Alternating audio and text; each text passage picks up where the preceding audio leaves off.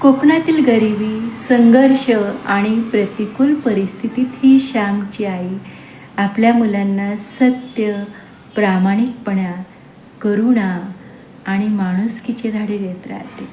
स्वतः उपाशी राहून मुलांच्या ताटात घास वाढणारी, संकटातही धैर्य न सोडणारी आणि मुलांच्या मनात चांगुलपणाची बीजे पेरणारी, ती म्हणजे श्यामची आई आजही आपल्या प्रत्येकाच्या हृदयात घर करून राहिली.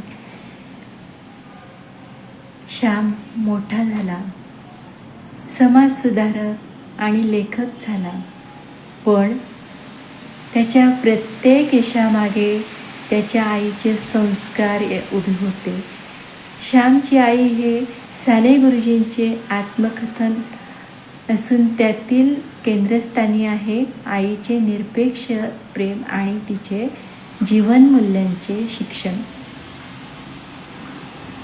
आजच्या धावपळीच्या जगात ही कथा आपल्याला एकच संदेश देते: संपत्तीपेक्षा संस्कार मोठे आणि जगातील सर्वात मोठे विद्यापीठ म्हणजे आईची शाळा.